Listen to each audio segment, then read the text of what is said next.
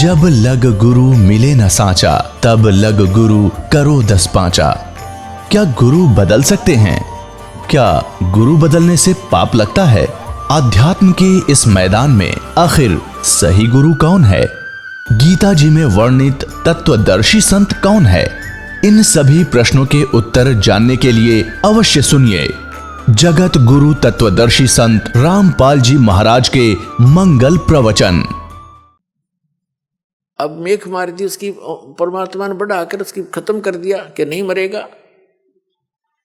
और ये है समर्थ की शक्ति। लेकिन हम सत्संग के अभाव से फिर विचलित हो जाते हैं।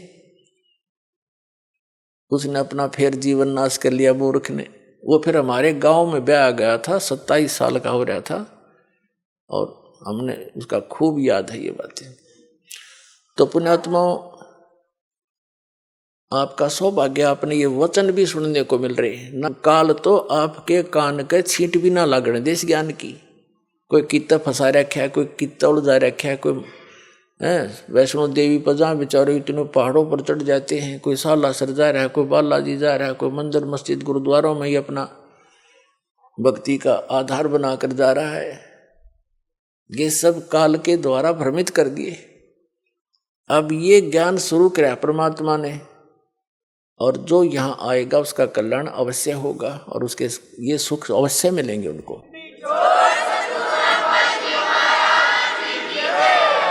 जैसे प्रसंग चल रहा था कि सबको मालूम है, ये तो सभी मानते हैं कि भाई बुरे का फल बुरा ही होता है, लेकिन डर निकल गया हमारा।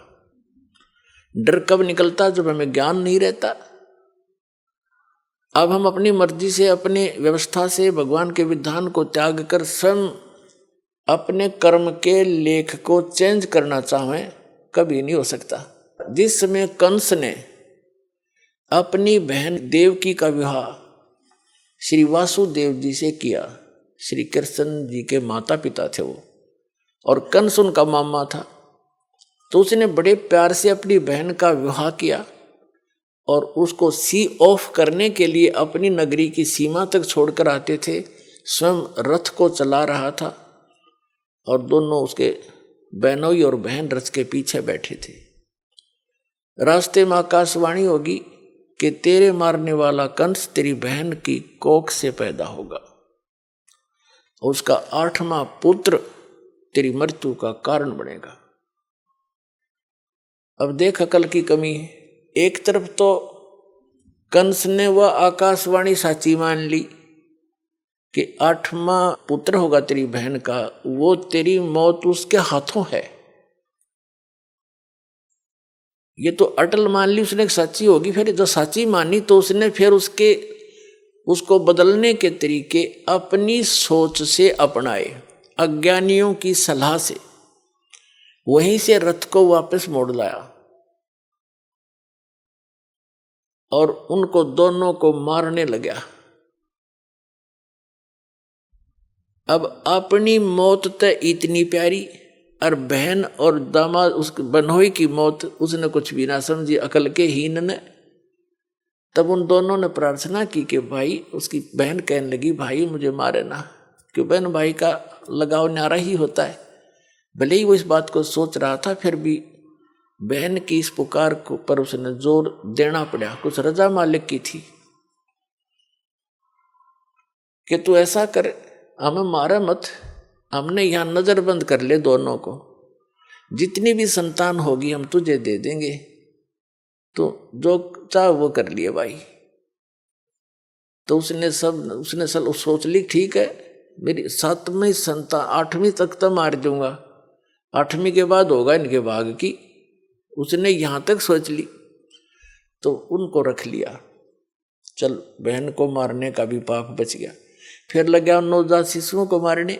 दुष्ट ने 9 मार दिए, 8-7 मार लिए, और 8वें को मारने लगा। वो आकाश में उड़कर चली गई, जबकि लड़का कहा था वह लड़की थी। बुद्धि फिर भी ना काम करी। तो कहने का भाव यह है कि उसने अपने स्तर से अपनी किस्मत को चेंज करने के लिए, आयु बढ़ाने के लिए सारे यत्न कर लिए, और वो की वो हुई जो आकाशवाणी ने कहा था। तो क्या अकल थी उसमें?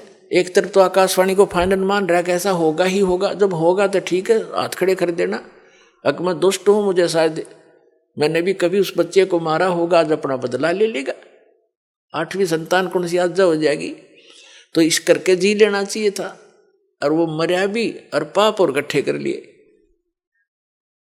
जब उसको ये पता चला ना कि आकाशवाणी फेर होगी, काल के तो ये काम है, पाप का घड़ा भरुआ है वो। जब श्री कृष्ण जी का जन्म हुआ जेल में, और उसे लेकर उसका पिता दूसरे स्थान पर अपने मित्र के यहाँ छोड़ आया, वहां से नवजात उत्पन्न लड़की को वापस लाकर वहां रख दिया, तब आकाशवाणी हुई कि तेरे मारने वाला पैदा हो चुका है, लेकिन जेल से बाहर। अब उसने सोचा भी आसपास के नगर के जितने भी उसके राज्य में नवजात शिशु थे, 1 दिन का, 2 दिन का, 10 दिन का, महीने के, 6 महीने के, साल के, 2 वर्ष के, 5 वर्ष तक के बालकों को सबको मरवा दिया दुष्ट ने, एक अपनी जान बचाने के लिए। ये है अकल के कमजोर, अकलहीन, ये है अकल लूने। पाप का घड़ा भर लिया और मर के मान्या, मृत्यु हुई जो की तो जो बोला गया था। तो जब तक हम इसका समाधान, जैसे कोई धनी बनने के लिए, जब तक इसका अपने किस्मत को बदलने का समाधान हम अपने तरीके से अपनाएंगे, वो हानि ही हानि होगी, लाभ नहीं हो सकता। और उसके चेंज करने की विधि बता रखी है कि मासा घटे न तिल बधे, विध ना लिखे जो लेख, और साचा सतगुरु मेट के ऊपर मार दे मेघ। परम संत की शरण में, कबीर परमात्मा के बच्चे की शरण में आने के बाद फिर ये प्रारब्ध कर्म वो बदल सकता है, सारे इतिहास चेंज कर सकता है। वो समर्थ है। समर्थ किसे कहते हैं? फिर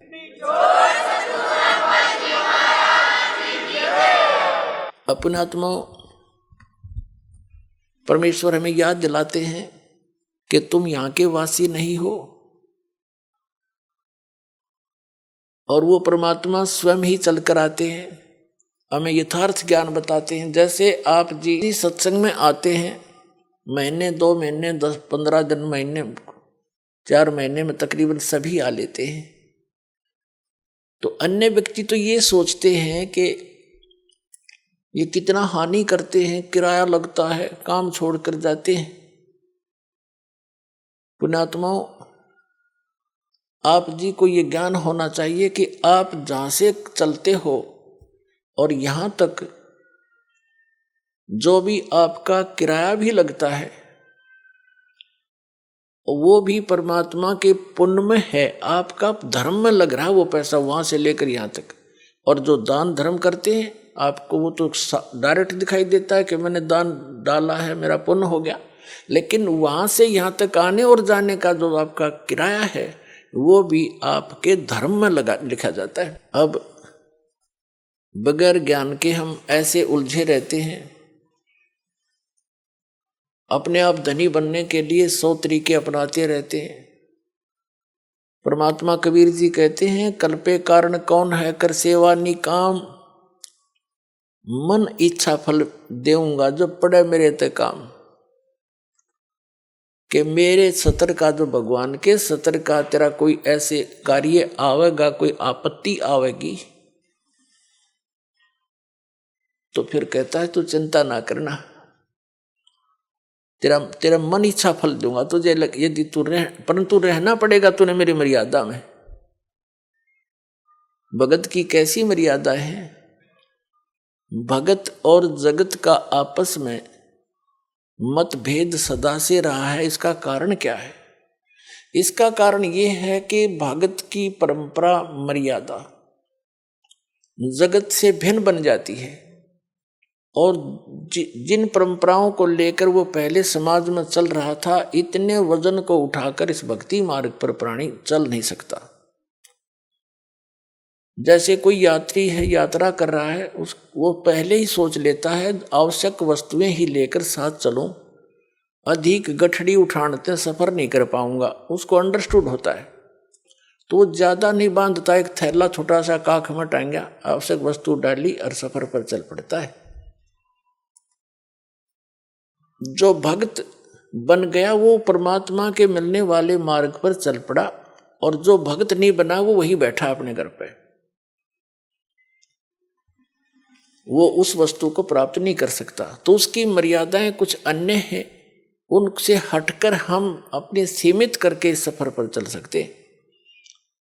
तो इसी प्रकार जगत और भगत की आपस में मतभेद बना रहता है कि ये तो ऐसे भी नहीं करते, ये त्योहार भी ना मनाते, ये तो दहेज भी ना देते, ये लेते भी को नहीं। तो इस तरह के हम नहीं कर सकते, क्योंकि हमें ज्ञान हो गया कि आज हम किसी से लेते हैं, कल देना पड़ेगा।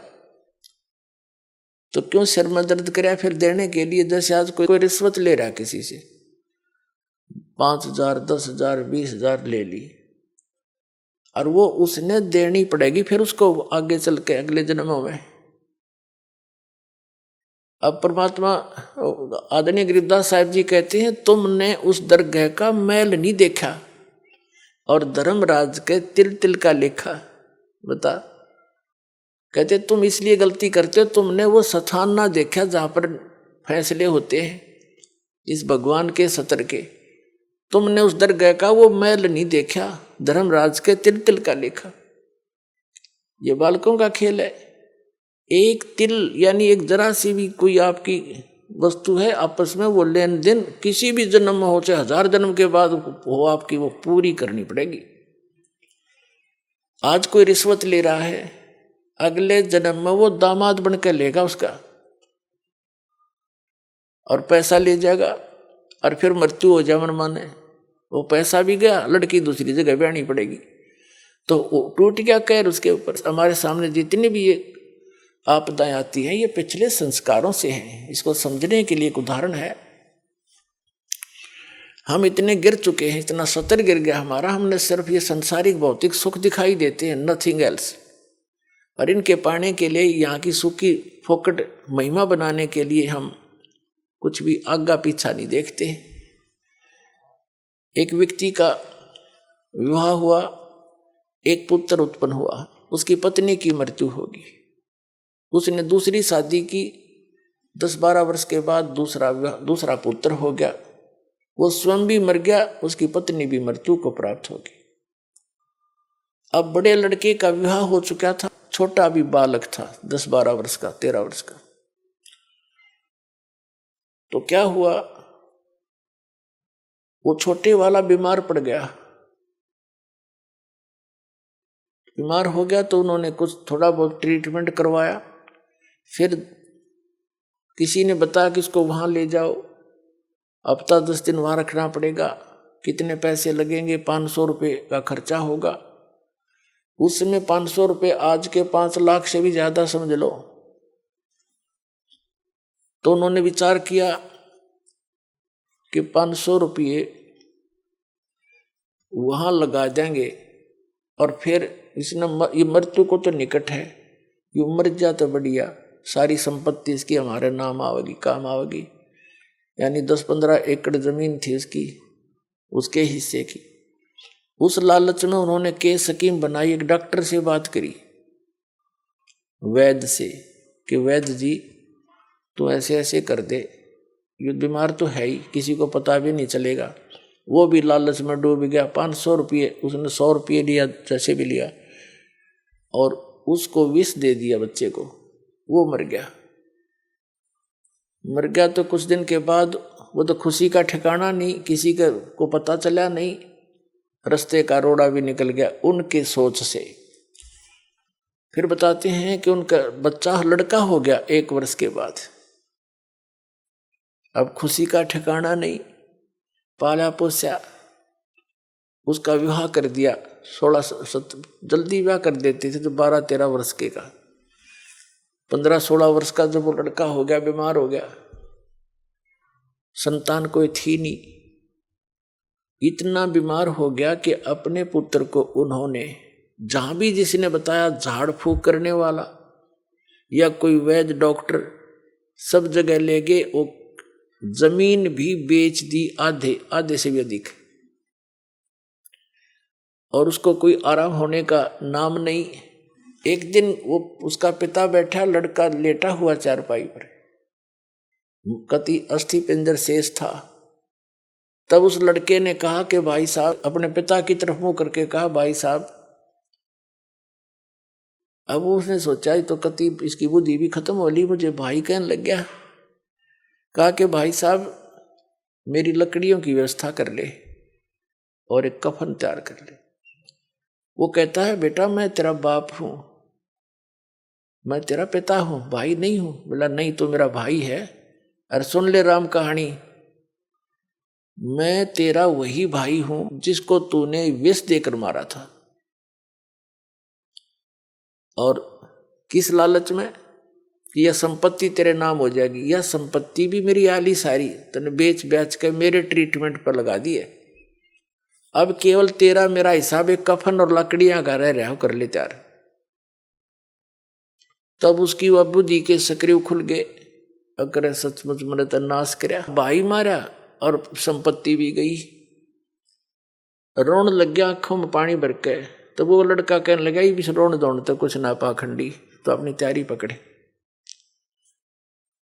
अब उसने उस समय विवेक आया कि भाई ठीक है, जैसा इस नीच ने करया मेरे तो आगे आगी। इबोर तो संतान मेरा हो को नहीं, इकलौता पुत्र था तो मरेगा, मेरा तो वंश नष्ट हो गया। जिसा मुझे मैंने किया ठीक मिला मुझे तो।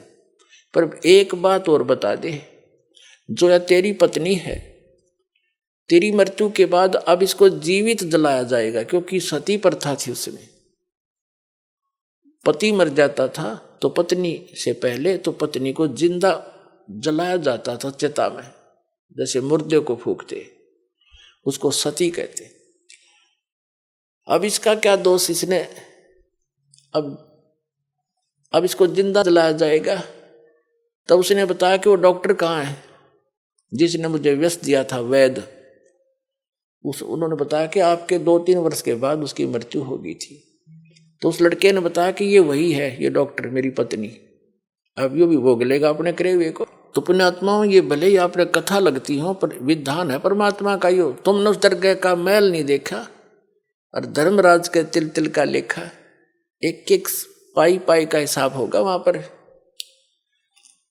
तो इस प्रकार हमने परमात्मा पर विश्वास करके, और जो साधना दास बताता है इसको करके देखो और फिर लाभ देखिए उस परम पिता के। आपकी किस्मत से न्यारे देने लगेगा आपने, आप सोच भी नहीं सकोगे भगवान, हम तो सुना करते भगवान ऐसा कर देता है, पर और आज हो रहे हैं हमारे साथ। आपके कई दिन में समझ में नहीं आओ यू हुआ कैसे, यू कार्य कदे सोच भी ना सकते, यू तो किसी तरह भी होने का नहीं था, और ऐसे कर देगा आसानी से, आप सोच भी नहीं सकते। और फिर आपका विश्वास और दृढ़ होगा, ऐसे भक्ति में लग जाओ। जैसे परमात्मा ने एक एग्जाम्पल दिया, खुद मालिक ने आके, कुल धनी ने, कबीर भगवान ने, कबीर परमेश्वर काशी में एक धानक बनकर रहा। अब परमात्मा का विधान है कि वो स्वयंभू है, उसकी लीला में लिखा है, वो उसके गुणों में लिखा है।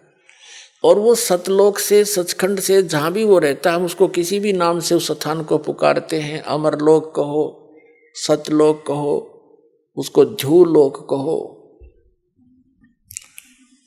तो वहां से रहता है वो परमात्मा। नर आकार है, राजा के समान वहां बैठा है, सिर पे मुकुट है, सिर पे छत्र है, सफेद वस्त्र है, सफेद कलर है, सफेद ही उसका प्रकाश निकल रहा है उनके शरीर से। करोड़ सूर्य मिला दे, करोड़ चंद्रमा एक रोमकूप की इतनी शोभा है। और वहां सफेद पृथ्वी है, वो सफेद, जैसे यहाँ की पृथ्वी का कितना बालू रेत जैसा रंग है, लाल लाल गेरुआ सा, कहीं पर काली मिट्टी है, तो वहां का सभी मिट्टी बहुत चमकीली है, सफेद है, उपजाऊ गणी है।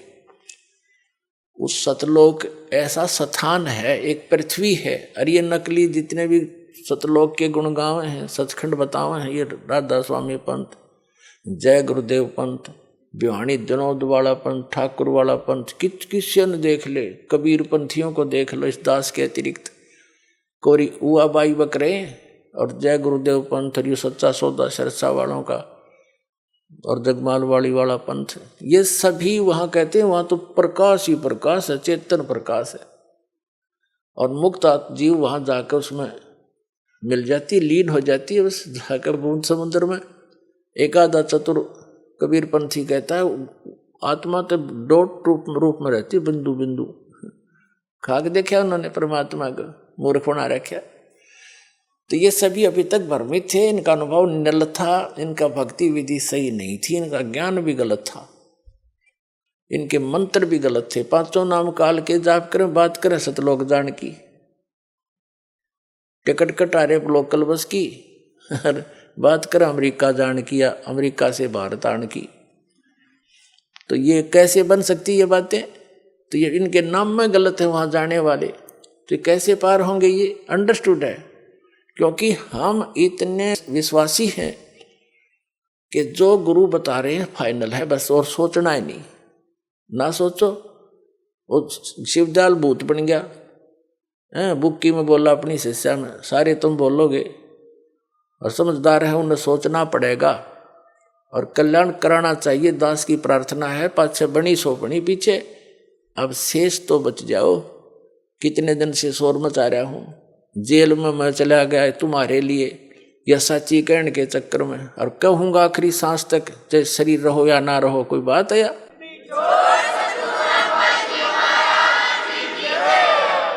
असंग जन्म हो गया हमने धक्के खात्या ने, के बिरान माटी और मुझसे नहीं देखी जाती, क्योंकि दास को वो ज्ञान भगवान ने दे दिया।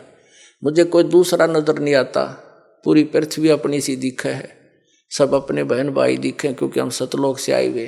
यहाँ काल ने हमें मूर्ख बनाकर आपस में लड़ा बिड़ा रखा है, हमारे साथ आपस में ये मनमुटाव रखता है। घर घर में कड़ा करवा रखी इसने, सास बहू की बनती ना, ननद बहू का लट्ठम लट्ठा, बाप बेटे का झगड़ा, पड़ोसी गेल झगड़ा, छोटे से बंटवारे पर, किसी किसी काम पर सारा दिन टेंशन ग्रत रखना, इनको दुखी सताना, दुखी करना उस काल का कर्तव्य है, उसका परम धर्म बन गया है कि ये भगवान के बच्चे हैं, इतना सताए दूं और वो भी दुख पाता रहेगा हमें दुखी देखकर। लेकिन परमात्मा के सामने विकल्प यही है कि वो अपना ज्ञान देकर, अपने में आपकी आस्था दृढ़ कर कर सच्ची भक्ति करा के ही आपको यहाँ से ले जा सकता है। और ये ज्ञान ये तभी संभव है जब आप स्वयं शिक्षित होंगे। तो अब शिक्षित करना पड़े आपको परमात्मा ने, और शिक्षित करके अब जितने भी संत थे, पंथ थे, धर्म मजहब थे, उनके सदग्रंथ भी विद्यमान हमारे पास, और उनका अनुभव वर्तमान के जितने भी कलियुगी संत महंत हैं, आचार्य शंकराचार्य हैं, किसी भी धर्म पंथ के, वो क्या हमें बता रहे हैं ये आपको मालूम है। और सदग्रंथ दास दिखा रहा है कि ये बताते निराकार भगवान को किसी से बात कर लो, चाहे हिंदू है, चाहे मुसलमान, सिख या ईसाई है, कहते परमात्मा तो निरंकार है, वो तो निराकार है, वो तो प्रकाश ही प्रकाश है। ऐसी सुनी सुनाई दंत कथा से पवित्र बाइबल आपको दिखा दिया दास ने, उसमें लिखा है परमात्मा ने मनुष्यों को अपने जैसा बनाया, नर और नारी करके उनकी सृष्टि की।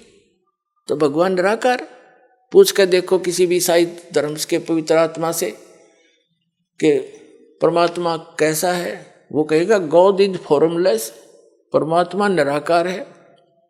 तो क्या खाक पड़ा उन्होंने पवित्र बाइबल को? फिर बाइबल को वो फाइनल मानते हैं। तो बाइबल में तो साकार लिखा परमात्मा, मनुष्य दृश्य है। ऐसे ही वेदों के पढ़ने वाले भगवान को निराकार बताते, और वेदों में स्पष्ट लिखा है कि परमात्मा मनुष्य दृश्य है, राजा की तरह बैठा है, वहां से गति करके आता, भक्तों से मिलता है, उपदेश देता है, और कवि की तरह प्रक्रिया करता है, कवियों की तरह जगह जगह जाकर लोकोक्तियों के माध्यम से, दोहों के माध्यम से, शब्दावली के माध्यम से, शब्दों के माध्यम से अपना ज्ञान प्रचार करता, उपदेश देता है। और कुरान शरीफ में लिखा है कि पवित्र बाइबल ने जो समर्थन किया है कि परमात्मा ने 6 दिन में सृष्टि रची, 7वें दिन तख्त पर जा बैठा, और उसमें लिखा है कि उस परमात्मा ने मनुष्यों को अपने जैसा बनाया। वही ज्यों का त्यों 40% विवरण पवित्र बाइबल वाला पवित्र कुरान शरीफ के अंदर विद्यमान है। सूरत फुरकानी 25 में आयत नंबर 52 से 59 तक स्पष्ट किया हुआ है कि वो कबीर नाम का परमात्मा है। और कुरान शरीफ के ज्ञान देने वाला अल्लाह कहता है अपने पैगंबर हजरत मोहम्मद को कि आप इन काफिरों की बातों में मत आना, वो कबीर सुप्रीम पावर है, वो कबीर अल्लाह है, वो सर्वशक्तिमान है, सब कुछ कर सकता है, और इस वही है जिसने सबकी रचना करी, वो अपने बंधों के गुनाहों से खूब परिचित है। वो कबीर परमात्मा आपके पाप भी नाश कर सकता है, आपके कर्म के। वो वही है जिसने 6 दिन में सृष्टि रची, वो कबीर नाम है उसका। और 7वें दिन तख्त पर जा विराजा। उसकी खबर किसी बा खबर से पूछ देखो। जब तख्त पर जा बैठा निराकार कितना हो गया वो। मुसलमानों को पूछ लो भगवान कैसा है अल्लाह, वो तो बेचून है, बेचून मान निराकार। इन पवित्र वेदों को पढ़ने वाले इनसे पूछ कर देखो, अभी तक आपके पास सबका विधान है, हिंदू धर्म में आप जन्मे हो, इनका तो खूब पता आपको। ये भी कहते हो परमात्मा निराकार है, और आपने दास ने उन्हीं के अनुवाद को आपके सरोरू कर दिया।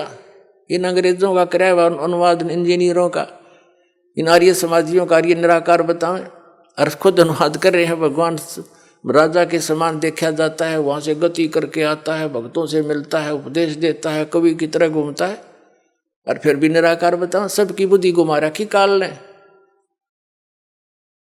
तो पुण्यात्मा अब रजा हुई है परमात्मा की आपके ऊपर। अब आपकी रुचि बनाएगी इन प्रमाणों को देख के, सचमुच सारी बात साची। और वह ऐसी सृष्टि है, वहां सब मुक्त प्राणी ठाठ से रहते हैं। जो सुख आप यहाँ खोज रहे हो वहां मिल जाएगा। और यहाँ तो आप रह ही नहीं सकते, चाहे राष्ट्रपति बन जाओ, और चाहे सारी पृथ्वी पर तो मकान बना ले, 100 कोठी बना ले, ये तेरी है नहीं। मूर्ख बनना बना रहे तो वहां क्यों ना चल रहे। यहाँ तो जब तक यहाँ रहना है भक्ति कर, जैसा मालिक देता वैसे तो रहे। जो राखे तो ही रहूं, मेरा के चारा, और खाने जाद खरीद हूं गुलाम तुम्हारा। ये परमात्मा मैं तो आपका दास हो गया। अरदास की चिंता मालिक ने, नौकर की चिंता मालिक ने खूब बनी रहती है। ये दयालु मालिक है हमारा। जो मालिक हमने मान रखा है तो कसाई है। ये ब्रह्म ज्योति निरंजन काल, इसको हमने मालिक मान रखा था, ये तो कसाई है। ये तो आपके अपने स्वार्थवश रोके हुए। और जब हम दयाल की शरण में आएंगे तो हमारे सारे दुख दूर हो जाएंगे। तो कबीर साहब वो दयालु मालिक है, उसकी शरण में आ गए तो उसको सब पता है, मेरे बच्चे को क्या आवश्यकता है, मेरे नौकर को सब सुविधाएं देता है, क्योंकि उसके अंदर दया होती है। तो हम उसकी शरण में जब आ गए तो हमारी सब समस्याओं का उसको खूब ज्ञान है। हम जो मांगेंगे और आवश्यक होगा वो दाता अवश्य देगा आपको। और हम मांगेंगे बकवाद, क्योंकि भक्ति के मार्ग में चल रहा व्यक्ति को एक पत्थर ठा के सिर पर फिर धरन लगे, उन्हें कहेंगे मूर्ख। समझदार तो ये कहेंगे क्यों सिर मारे, पत्थर में चल आगे न चलेंगे। तो कहने का भाव ये है कि जो आप अनावश्यक वस्तु मांगोगे, जो आपके ऊपर पत्थर के रूप में होगा और भक्ति में बाधा करेगा इस सफर में, तो दाता वो दे को ना चाहते, क्योंकि आपको आवश्यकता नहीं है उसकी, और हम उसकी आवश्यकता मान रहे क्योंकि हम बालक है। तो इस प्रकार पहले दास चाहता है, बुद्धिमान समाज है, बहुत सावधानी से सोचना पड़ेगा आपने। जो किस लिए हम माया इकट्ठी करते हैं, कोठी और कार बनाने के लिए, और बेटा और बेटी के ब्याह में बकवाद करने के लिए, व्यर्थ का खर्चा करने के लिए, और ये भी मतलब के त्योहार चोर बनाकर बम पटाखे बजाकर फंड करने के लिए। तो ये भक्ता के काम नहीं है। ना जाने काल की कर डारे, किस विध ढल जा पासावे, और जिनाते सरते मौत खुड़क दी उनानु केड़ा हंसावे। हमने नोट ऐसे डर के रहना पड़ेगा या ना जाने के बिजली गिर जा। जैसे विवाह करते हैं बच्चों का, उसमें 6 महीने पहले तो चिंता होले घर वालों ने, बेटी बहनी हो, और लड़के वाले की कभी बराबर खर्च होले है, तो सारा पंगा पा रहे हर तरह का। तो उसके लिए फिर कितना डीजे लाएंगे, हाँ, फिर बड़ी बड़ी बारात, और ये सारा काम बिगाड़ा नहीं फिल्मों ने। फिल्मों में देखा आपने कोई सिंपल वे तो ब्याह होता, बकवाद करें सारी, बड़े बड़े राजे महाराजा की तरह आगे पाछे बैंड बाजते चल और तुरु तुरु तुरु करते चले हैं, लंबे चौड़े लैंप लैंप ला के फंड कर रहे। ये ब्याह करो बकवाद, तुम जलूस तो पहले काट दे बालका का। तो हमने इस विवाह को बहुत सिंपल वैसे करना है, कोई विशेष व्यवस्था नहीं करनी। वैसे तो बुद्धिमान व्यक्ति कोशिश तो अभी कर रहे हैं कि भाई हम तो चुन्नी पे ले आए लड़की को, चुन्नी पे लावे, पर ठीक है, वो भी तो ब्याह है, वो कौन सा ब्याह को नहीं हुआ। और ये 36 बकवाद करके गाना और बजाना, घुटी लानी, फंड करना, डीजे नाचना, ये बकवाद तो नहीं करने। ना दहेज देना, हम दहेज देकर अपनी बेटी को कितने दिन सुखी कर सकते हैं, कुछ सोच कर देखो। कर सकते हो सुखी? बेमतलब का वो बकवाद और भागी निकम्मा बालक है, फिर नो लालच करें जहाँ उसने सतावा लड़की न कोर लिया, वो पीवा घुट्टी रो घरते लाओ बेचारी रो पीट के घर वाले दें चल बस जाएगा बेटी का बसेगा भगवान ते, और उससे हमने दूर कर रखी तो वो तो फिर कर्म में बसेंगे जिसे उसके हैं।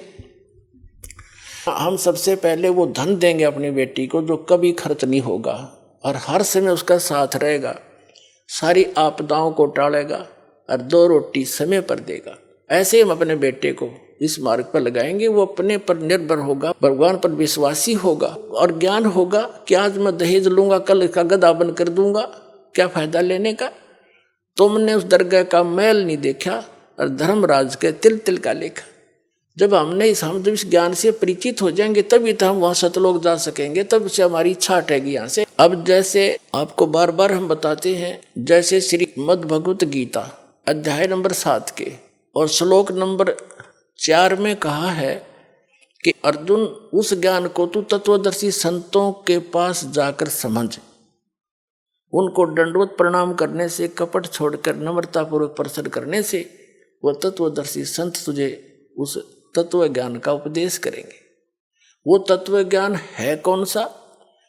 चौथे अध्याय के गीता जी के 32वें श्लोक में कहा है कि अभी तक जो ज्ञान तूने पहले सुना है 31 तक, चौथे अध्याय के 31 मंत्र तक, 25 से लेकर 31 तक, उसमें कोई कैसी क्रिया करता है, कोई कैसी भी कर रहा है, कोई देवता पूज रहा है, कोई स्वाध्याय करता है, जैसे कोई गीता का पाठ कर लेता है, कोई ये सुखमणि साहिब का जाप कर लेता है, कोई वेदों के 5-4 श्लोक याद कर लिए उनको रोज रिपीट कर लेता है, कोई 5 बार की नमाज कर लेता है, और कोई मुंह पर पट्टी बांध कर तीक्ष्ण अहिंसावादी व्रतों को करता है, नंगे पैर घूमता है, और कोई देवताओं की पूजा करता है, कोई योगासन करता है, कोई खड़ा होकर तप करता है, कोई बैठ के करता है।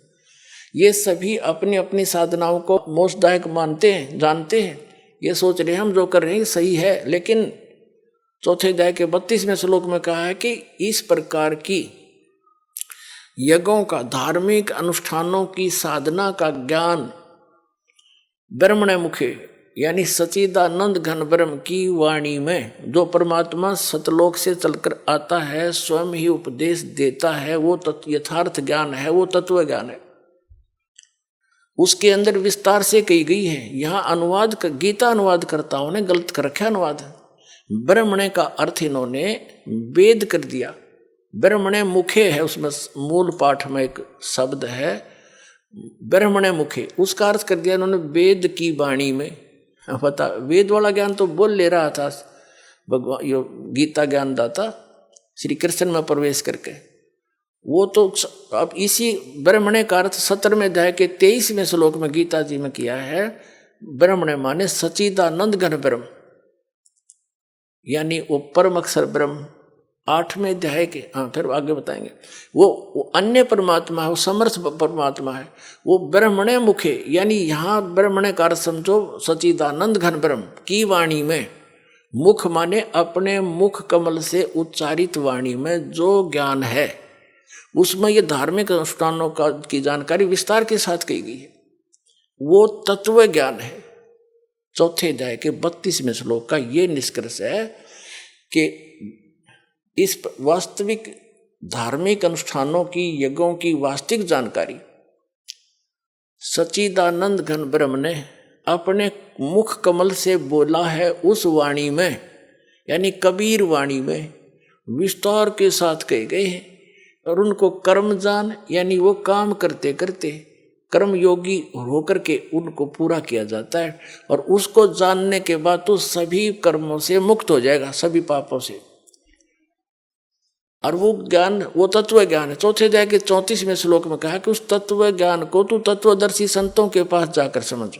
इससे सिद्ध है कि गीता ज्ञान दाता भी उस ज्ञान से अपरिचित है, नहीं तो लिख देता एक अध्याय और बना देता, ये हो तत्व ज्ञान। तो वो तत्वदर्शी संत कौन है? ये दास आज वर्तमान में है, ये सत्कर मान लियो, थारे दच्चा चाहे ना दच।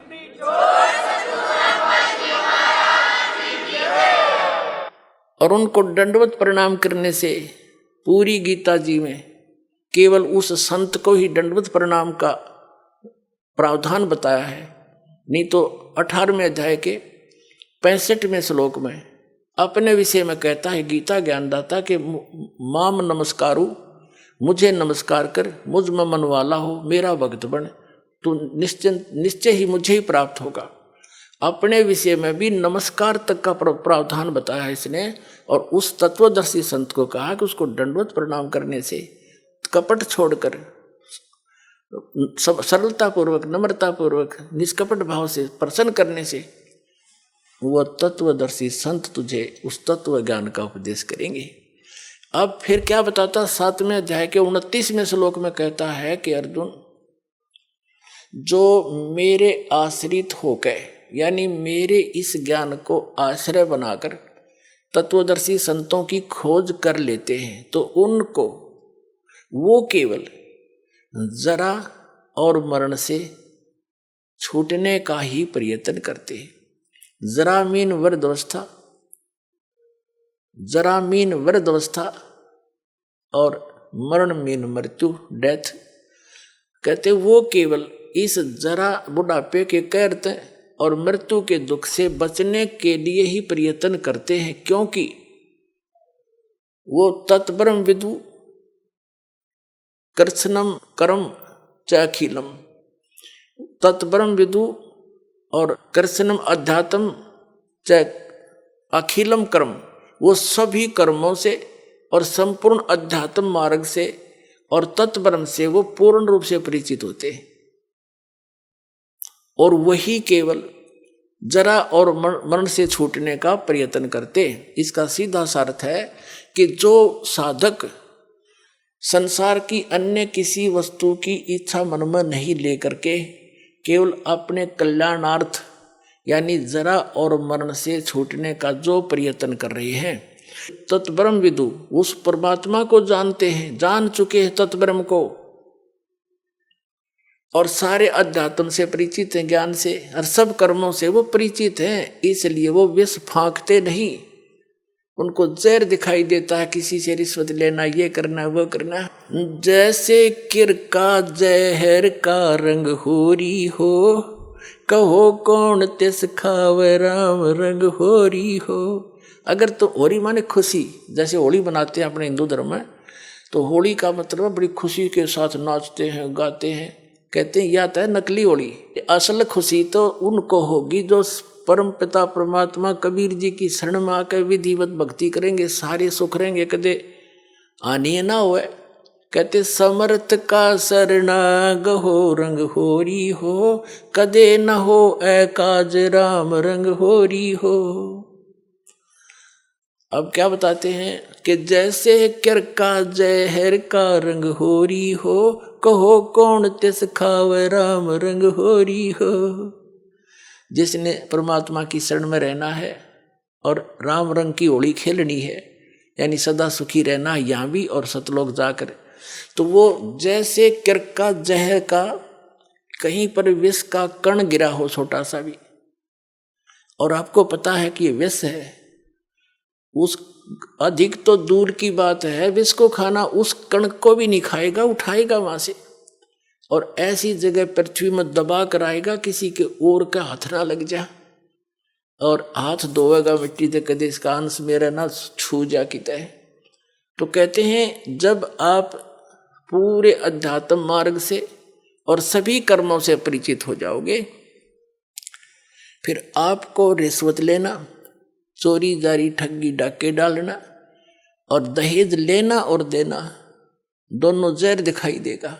फिर कहते हैं जैसे किर का जहर का, अभी आपको उदाहरण दिया, उसने कैसा जुल्म किया, अपना भाई मार दिया, किस लालच में, यह सारी जमीन मेरा रह जाएगी, वह जमीन रही नहीं, संतान कुलनाश हो गया और पाप धरे रह गए न्यो के न्यो। तो ये सचकर मान लिए, कोई वैसे सिंपल एग्जाम्पल मात्र नहीं है, ये गॉड गिवन ज्ञान है, उसके कबीर परमात्मा का बताया हुआ, आंखों देखा उन महापुरुषों का बताया। ये कोई डूम बाट के गीत ना समझना, बहुत युगों से आप दुख पा रहे हो और इसी काल के झंझट में उलझ पुलझ कर यही मर जाते हो। तो क्या बताते हैं, जैसे किर का जहर का एक भी किसी का पाई भी लेना बिल्कुल आपको विष दिखाई देगा। फिर कौन खाओगा उस विष को कि तुमने उस दरगाह का मैल नहीं देखा और धर्मराज के तिल तिल का देखा। हर पाई पाई का हिसाब होगा वहां पर। तो इसमें तो बहुत बड़ा बखेड़ा बन जाएगा आपके लिए। तो बुद्धिमान व्यक्ति फिर उसका निकट नहीं जा सकता। अबोध बालक जहर चाहे सारा खा जा, लेकिन ज्ञान होने के बाद व्यक्ति विष के निकट नहीं जाता। तो जब तक आप अबोध थे, खाते रहे विष, मरते रहे, गधे कुत्ते बनते रहे, ये विष है। ऐसे संकट भोगने पड़ते हैं अपने को। और जब बुद्धिमान हो गए वो तो इसका निकट भी ना आते। जैसे भक्ति के मार्ग में बहुत ही सीमित सामान लेकर चलना चाहिए। ये परमात्मा स्वयं आकर के भक्ति दृढ़ करते हैं कबीर परमेश्वर जी। एक समय ये कहीं प्रकट हो गए थे, वहां रह रहे थे एक संत रूप में। उनके शिष्य हुए एक रंका, एक बंका, एक उनकी लड़की थी, उसका नाम था वंका। और उसी समय उन्हीं के पैरल हुए श्री नामदेव जी, जो छिपा जाति में उनका जन्म था, बड़े महापुरुष हुए। तो पुण्यात्माओं, जैसे हम अन्य संतों के चमत्कार देखकर, उनसे हुई कुछ आध्यात्मिक लीलाओं को देखकर हम उनको परम संत मानकर वहीं तक सीमित हो गए, फिर उनकी समाधि पूजन लग गए यादगारों को। अब वो संत बचपन से ऐसे लीला होती थी उनसे, और उनके इतिहास में लिखा है कि छोटे ही बचपन में से ही उनके ऐसे ऐसे भगवान की तरफ से बहुत से उनके बेनिफिट मिले। तो वो पिछले जन्म के पुण्यकर्मी प्राणी थे, पार हुए नहीं वो, फिर दोबारा आगे जन्म लेकर। तो उनकी बचपन से ही वो भक्ति की जो चमत्कार थी, वो चिंगारियां फट रही थी। कुछ दिन में डिस्चार्ज हो जाती, खत्म हो जाती वो, कुछ दिनों के बाद फिर वो चले जाते ऐसे ही अपना कर्म बिगाड़ कर। उन्हीं में से ये एक नामदेव जी थे। बचपन से ही उनकी पिछले संस्कारों से, पुण्यों से बहुत से ऐसे लाभ हुए। एक बार विठल भगवान की पूजा करते हैं महाराष्ट्र के अंदर। तो विठल भगवान की एक मूर्ति बना रखी होती है। विष्णु है विठल, वैसे विष्णु को ही विठल मानते हैं। विठल विष्णु जी के अवतार थे। उनकी मूर्ति बनाकर पूजा करते हैं, उनको भोग लगाते हैं और पीछे आप भोजन करते हैं। तो एक बार नामदेव जी के छोटे से थे, उनके पिता ने कहा, बेटा हमने कहीं बाहर जाना है, कई दिन माना पड़ेगा, तुम भगवान को भोग लगाना ठाकुर जी को, और पीछे दूध पीना। पहले भगवान को भोग लगाना ठाकुर जी को, विठल जी को, और फिर पीछे ग्रहण करना, अन्यथा पाप लगेगा। बच्चे का बहुत जल्दी असर होता है इन बातों का। माता पिता चले गए, पहले से पैदल जाते थे, पैदल आते थे, 3 दिन जाने में, 1 दिन वहां रुक के 3 दिन आने में लग गए। जैसे भी 1 हफ्ते में आए। अगले दिन नामदेव जी ने नहा धोकर दूध का कटोरा भर के और विठल भगवान की मूर्ति का आगे रख के, जैसे माता पिता करते थे, पर्दा लगा के खड़ा हो गया, भगवान भोग लगा लो, भगवान भोग लगा लो। थोड़ी देर में पर्दा उठाया, जो का दो रखा कटोरा, नहीं दूध लगाया, नहीं पिया। अब उसके माता पिता क्या करते थे कि कटोरा रख के ऐसे करते थे, विठल भगवान दूध पी लो, पर्दा लगा देते थे। एक आली सी में मूर्ति रखी थी, उसका पर्दा ला रखा था, और थोड़ी देर में उठा के अपने आप सारे दूध में मिला के और पी लेते थे। और बच्चे को इन्हों पता नहीं था कि विठल जी दूध ना पीते। उन्हें सोचेगा जी घूंट भर लेते होंगे भगवान, तभी माता पिता लाते हैं। उन्हें देखा भगवान ने तो दूध ना पिया। उस दिन भी फिर खुद भी रोटी ना खाई। भगवान आप भोग नहीं लगाओगे तो मैं भी नहीं खाऊंगा, आदेश है मेरे पिताजी का। अगले दिन फिर रख दिया दूसरा भर के, उस दिन भी ना पिया। रोटी नामदेव जी ने भी नहीं खाई।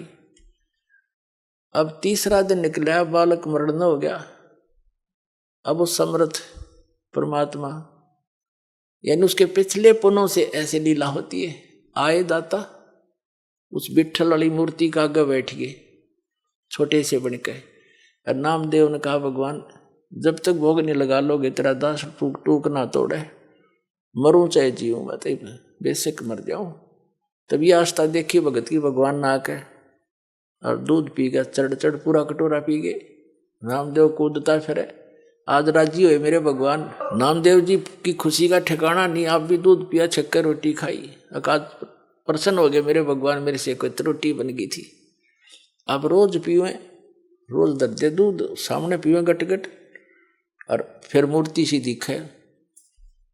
उनके माता पिता आए, उन्हें चिंता थी, बालक है कहीं भगवान को भोग ना लगाया। वो नाते पूछा, बेटा क्या विठल जी को भोग लगाया था? माता जी ऐसा बना, 3 दिन तो इन्होंने कुछ नहीं खाया पिया, और मैंने भी नहीं खाया पिया। क्या करा कि मैं दूध रखूं, भगवान ने ग्रहण नहीं किया। मैंने सोचा आपकी याद में दुखी हो रहे होंगे, परमात्मा नहीं पिया होगा, और या मुझसे कोई त्रुटि होगी। तो तीसरे दिन भगवान ने, तीसरे चौथे दिन जैसा भी भगवान ने दूध पिया। नहीं पहले भोग नहीं लगाया 3-4 दिन, और मैंने भी खाना नहीं खाया, मरने को हो गया था। अब बच्चे के मुंह की तरफ देखे वो माता पिता, ये क्या बोल रहा है, क्या कैसे भोग लगाया बेटा तेने कि भगवान को भोग रख। 3 दिन तो इन्होंने पिया नहीं, चौथे दिन पी लिया दूध, सचमुच। हाँ, उन्हें सोची लड़का बकवाद करे है, इसने कोई भोग भाग नहीं लाया। क्यों? उनको मालूम था दूध पीता नहीं, मूर्ति पत्थर का दूध पिया करे। वो तो मुंह कर लागे छीटा फिर आप उठा लाया करते थे। उन्हें सोची वो बकवाद कर रहा है, कितना भोग भाग नहीं लाया, खेलता रहा बालकों में।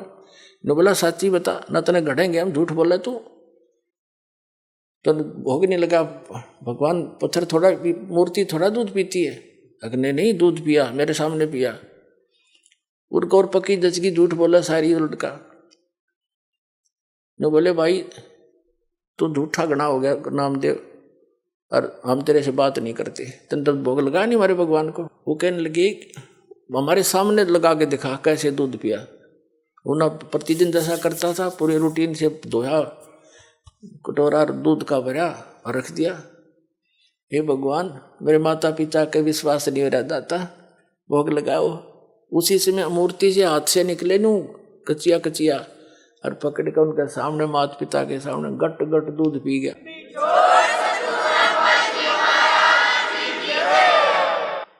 तब उसके माता पिता ने सारे गांव में बता दी, नगर में, कि विठल जी ने दूध पिया मेरे बेटे से, दूध पिया मेरे बेटे से। ये और गांव का जच्चा ना वो लागे कहने बकवाद करता है, पाखंड करता है, तो है झूठा कपटी, क्यों पाखंड फैला रहा है।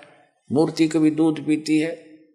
पंचायत होगी, चौपाड़ में बुला लिया नामदेव भी, उसका लड़का भी। पंचों ने फैसला किया कि हमारे सामने दूध पिलाओ भाई, जब मानेंगे ना तुम्हें देश से निकाल, गांव से निकालेंगे तुमको। तुम पाखंड फैलाते हो, अपने घर पर लोगों का चढ़ाने के लिए भ्रमित कर रहे हो, वहां बुलाने लग जाओगे कुछ दिनों में। अब समस्या आ गई, नामदेव भी बुला लिया। बैठ के नामदेव का पिता बैठ गया साथ में, नामदेव बैठा और कहा भाई क्यों बच्चा भोग लगा भगवान ने, विठल जी ने दूध पिया था? कहाँ जी पिया। अब ये रखी है मूर्ति अलग से सुथरी स्थान पर बनाकर सटेज सी रख रखी थी कि यहाँ पे ला के दिखा दे, ये दूध रखा। वो अपना जैसे भी नहा धो के आया था, हाथ धोकर रखा कि हे विठल महाराज दूध भोग लगाओ मेरे दाता, मेरे माता पिता संकट के अंदर हैं, दया करो मेरे मालिक। उसी समय पंचों के सामने हाथ निकले मूर्ति से और गट गट दूध पी लिया। सारे देखे खड़े खड़े।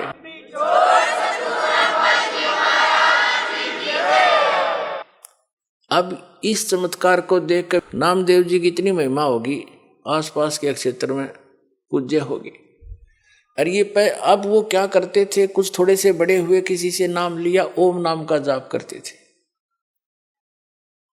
फिर परमात्मा मिलते हैं आकर ऐसी पुण्य आत्माओं को, जैसे उनका विधान है, वो नेक आत्माओं को मिलते हैं, अच्छी आत्माओं को मिलते हैं, दृढ़ भक्तों को। तो कबीर साहब उनसे मिले, ज्ञान दिया कि ऐसे ऐसे भाई ओम नाम का जाप तुम कर रहे हो गुरु से लेकर के, ये तो ऐसे ऐसे सारी सतिथि बता दी, और इससे आगे एक और मंत्र है जो दास देगा और उससे मोक्ष होगा। ये तो असंग जन्म हो गए, जन्मते मरते। और ये छोटे मोटे जो लीला हुई है ना, ये तेरे पिछले पुण्यों से हुई है। आगे चार्जर ठीक नहीं है, पीछे बैटरी चार्ज थी, तब तक यह काम कर रही है। सारा समझाया उनको, जैसे भी उस भाषा में। तो विठल नामदेव जी ने नाम ले लिया, किससे? उस संत से जो स्वयं मालिक आकर रहे, गुप्त रूप से रहा करते थे। अब नाम भी ले लेते हम, लेकिन वो पुरानी जो साधनाएं हैं, जो क्रियाएं वन में समारी हैं, वो भी साथ करते रहते। एक दिन नामदेव जी, क्योंकि ये छिपा जाति में थे और ब्राह्मण लोग अन्य जाति वालों को भगवान की आरती में निकट नहीं जाने देते थे, दूर खड़ा रखते थे। वो आरती जहाँ करते थे विठल जी की, ब्राह्मण वर्ग ही रहते थे वहाँ, उसको सक्षेत्र था। एक दिन नामदेव जी जा रहे थे, आरती मंदिर में हो रही थी, इतने आत्म विभोर हो गए, पंडित जी तो ऐसे वो घंटियां बजा रहे थे और नामदेव जी ने जूते निकाल लिए दोनों अपने और जूतों को लगे बजाने, और बजाते बजाते उन पंडितां के बीच में पहुंच गया, जैसे मंदिर की दर्शन करने के लिए मूर्ति के निकट पंडितां के बीच में घुस गया। उन्हें देखा कि वो कौन आ गया, छोटी जाति का, हाथ में जूते ले रहा, पकड़ के बाजू से और मंदिर के पीछे पटक दिया जाकर, किसने आरती में बाधा कर दी।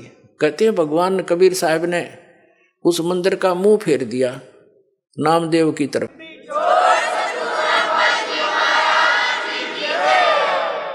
और पंडित जी पीछे घंटी पीटे खड़े खड़े पछला काने, तो नामदेव जी उठकर आगे। अगले दिन वो उनसे मिला, अपने गुरु बहनों से, भाई से, रंका, बंका और वंका। तो घर पे पहुंचा, वहां आते जाते रहते थे। घर पे गया तो अकेली लड़की थी वंका, माता पिता कहीं बाहर गए हुए थे। वो लड़की कुछ पट्टी तैयार करे थी, जैसे किसी के चोट लाग जाए उसके जैसा भी देसी इलाज, कोई कूट छेद के जड़ी बूटी। नामदेव जी ने पूछा, बहन किसको क्या हो गया, आप क्या बना रही हो? अपने आत्मा भगत जो होते हैं वो भगत वाली भाषा बोला करते हैं। और लड़की बोली, भाई नामदेव तू चल रहा है बनमुखी, अपने हिसाब से चलता है भाई, तू आगा पीछा नहीं देखता, तेने क्या जरूरत थी वहां मंदिर उन पंडितों के बीच में जाकर खसण की है? गुरु जी की बेइज्जती कराना चाहता था तू। जब तेरी बेइज्जती देखीगी नहीं गुरु जी पे, और गुरुदेव ने जो तेरा मंदिर घुमाया है ना, उसके कारण गुरुदेव का चोट लग गई हाथ के, और उसके लिए पट्टी तैयार करो। नामदेव कुछ सोच ले भाई, ना दुखी कराया करे। नामदेव ने सोचा, गुरुजी दिखे भी कोई ना वहां पर, और मंदिर घूम गया, उसने वहम हो गया था कि मेरी भक्ति ने कर दिया यू काम। उसकी फड़क निकालनी थी, वो भ्रम निवारण करना था दाता ने। अब उसने सोचा, बहन सचमुच एक और मैं बालक हूँ, मूर्ख हूँ, पट्टी ले जा रही हूँ, चाल मेरे साथ। वो दोनों गए। गुरुजी का चोट लाग रही हथेलियां पे, और लड़की ने मैलम लाकर पट्टी बांधी, चरना में पड़ गया, रोन लग गया। ने बोला, भगवान मेरे से गलती होगी, माफ करते हो, आगे से ऐसी गलती नहीं करूँगा। बोला, कहा बेटा, जब मैंने मार्ग बता रखा, वो मंदिर में टिंडे लेने गया था तू, जो भक्ति मैंने बता रखी, इस विधि से तेरा कल्याण होगा, वहाँ किस लिए गया था? तू मानते हो नहीं, मनमुखी चलते हो, इसलिए मार खाते हो। तो उसके बाद उसकी वह दृढ़ता बढ़ गई सचमुच। लेकिन वो तो मालिक थे। वो जैसे आजकल परंपरा चल गई है कि गुरु ही भगवान होता है, गुरु भगवान नहीं होता। वो तो भगवान ना आए थे सीधे गुरु बन के, और अपनी भक्ति की सतिथि बना के रखनी थी। काल नो सोचा है नकली संत, नकली पंथ बना के, नकली नाम जाप करा के इनकी भगवान से आस्था हटा दूं। जो साधना ये करेंगे उससे लाभ तो होना नहीं, आपत्ति नो की नो पड़ेंगी आके, तो कुछ दिन में भक्ति छोड़ देंगे। और परमात्मा सोच क्रियाएं करता है, आप भी आते हैं, कोई एक आधा संत भी भेज देते हैं, तो अधिकतर स्वयं ही आए हैं मालिक ने, और स्वयं ही वो काम करा जो भगवान किया करते हैं। तो वो तो भगवान और गुरु, वो तो वन, ऑल इन वन थे, वो तो सब कुछ थे दाता। लेकिन अन्य जो गुरु है वो गुरु है, और भगवान अन्य है। गुरु परमात्मा का पुजारी होता है, और उससे मिलाने वाला मीडिया होता है। गुरु भगवान नहीं होता, भगवान तो भगवान ही होता है। लेकिन उस परमात्मा को पाने के लिए एक विधि बताई है परमात्मा ने, कि अपने गुरु को आप एज ए गॉड ट्रीट करना, उससे भगवान की तरह व्यवहार करना, ताकि जब तुम यहां से जाओगे इसी रूप में आगे भगवान परीक्षार्थ बैठेगा। और यहाँ जैसा व्यवहार आप कर रहे हो, जैसे विचार अपने गुरुजी के प्रति रखते हो, वो वहाँ भी होंगे। तो वहाँ जैसी आपकी व्यवहार विचार त्रुटि युक्त होंगे तो वहां से आपको रिजेक्ट कर दिया जाएगा, फिर वापस गिर जाओगे। तो इसलिए परमात्मा कहते हैं गुरु मानुष कर जानते ते नरकइये अंध, महादुखी संसार में आज्ञा काल के फंद। गुरु गोविंद कर जानियो रहियो बचन समाए, और मिले ते दंडवत बंदगी नहीं पल पल ध्यान लगाए। अब कहने का भाव क्या है कि जैसे ये दास है, इस दास के स्थान पर भगवान आ सकते थे, वो आ जाएं और आप उनको खोज रहे हो, भगवान अब यहाँ आ जाए, वो भगवान आपका कैसा व्यवहार होगा? जैसा इस दास के प्रति आपका है, अब उस परमात्मा के प्रति जो आपका भाव बनेगा, और वो भाव इस दास के प्रति नहीं है तो वहां भी नहीं बनेगा आपका फिर उसके प्रति। अब जैसे परमात्मा यहाँ आ जाए आपको, जिसकी आप खोज कर रहे हो, तो किस प्रकार लपटोगे उसके चरणों में, रोगे, मुंह की तरफ देखोगे, 100 बार शुक्र मनाओगे, भगवान बड़े भाग जाएंगे, दर्शन होगे। जिस भगवान को हम खोज रहे हैं, और वो आज इस दास के स्थान पर होता, वो तो हजारों बार हुए हैं, रहे हैं दाता, हम नहीं समझ सके। उसको जन साधारण एक भक्त संत समझ कर हमने उनसे डील किया। आप जो व्यवहार मेरे से कर रहे हो वैसा उसके साथ करोगे, तो परमात्मा वहां जब जाएगा तो यहाँ ये सोचकर हमने गुरुदेव से डील करना चाहिए कि मान लियो भगवान बैठे हमारे सामने, भगवान के सामने कपट से बात नहीं की जा सकती। जो वचन जो आदेश देव श्रोधार्य होना चाहिए, अपनी नहीं चलानी चाहिए, क्योंकि वो आपके हितैषी हैं, आपका बुरा नहीं चाहते, केवल भले के लिए आपको आदेश देंगे, ऐसा नहीं करना, ऐसा नहीं करना, केवल ऐसा ही करना। तो ये तुम वचन मानोगे तो भगत बनोगे और आपका कल्याण होगा। यह कहते मुख पर वचन करे परमाना, और घर पर जाकर करे विज्ञाना। मुख पर तो गुरु जी की बात मान ले, हाँ जी, और घर जाकर न सोचो ना, नो थोड़ा ऐसे थोड़ा करना है, बताइए मर्यादा कैसे छोड़ेंगे? तो फिर के खाक से सो तुम। जो गुरु वचन पर डट गए कट गए फंद 84 के, भाई जो गुरु वचन पर डट गए कट गए फंद 84। तो गुरु, वो तो गुरु रूप में आए थे मालिक ही, लेकिन दास गुरु रूप में मालिक नहीं, उस मालिक का दास समझो। लेकिन गुरु को भगवान के तुल्य मानने से आपकी समस्या हल होगी, नहीं तो होए को नहीं। जैसे एक मैथमेटिक्स का, एक गणित का प्रश्न होता है ऋण का, उसमें मूलधन ज्ञात करना होता है। तो मूलधन तो होता करोड़ों रुपए में, अरबों में।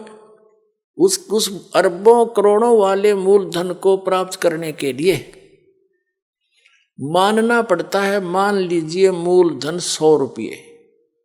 वो मूलधन 100 रुपये होता नहीं, लेकिन उसको मूलधन मानने बिना वो करोड़ों अरबों वाला मूलधन आपको मिल नहीं सकता। तो जो परमात्मा है वो तो परमात्मा है, वो तो समर्थ है, लेकिन उस समर्थ को पाने के लिए इस दास को आपने मानना पड़ेगा मूलधन, यानी गुरु मान ले भगवान।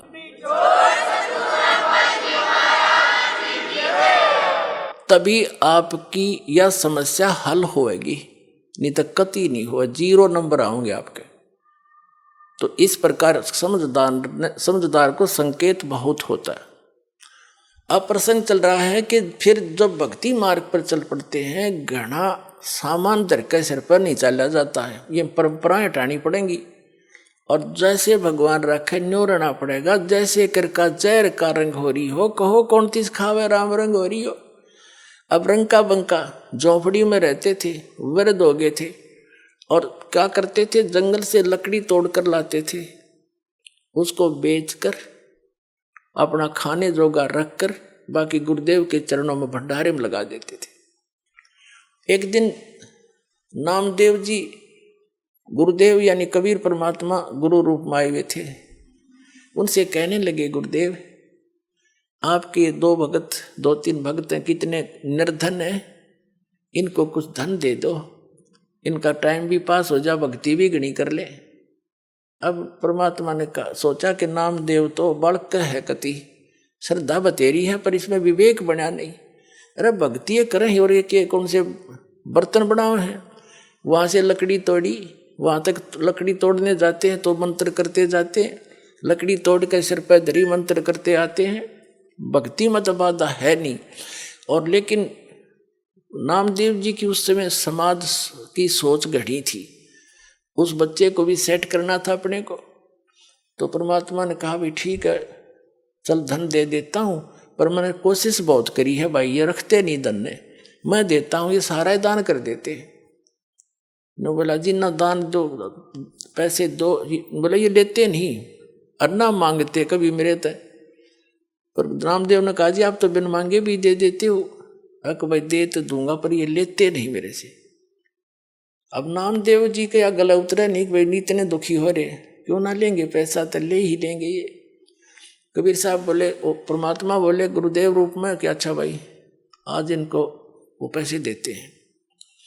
गहने ले लिए, गहने आभूषण सोने के चांदी के अच्छे 2-3 किलो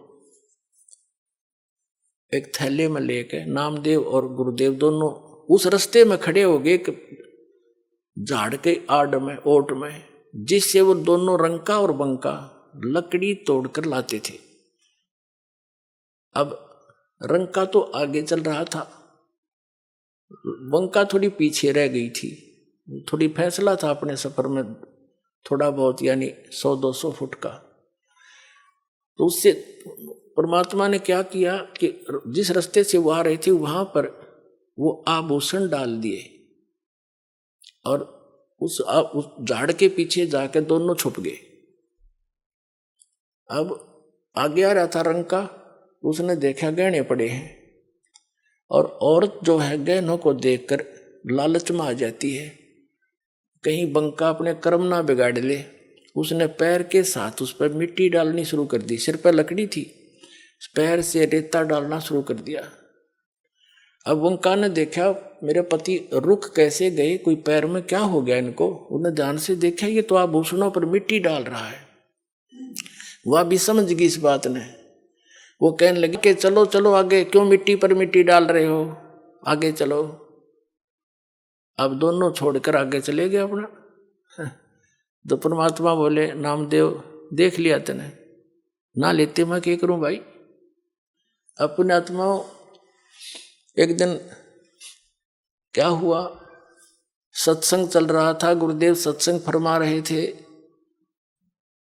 और रंका और बंका दोनों पति पत्नी सत्संग में विद्यमान थे, चर्चा चल रही थी। अकेली लड़की घर पे थी जोंफड़ी में।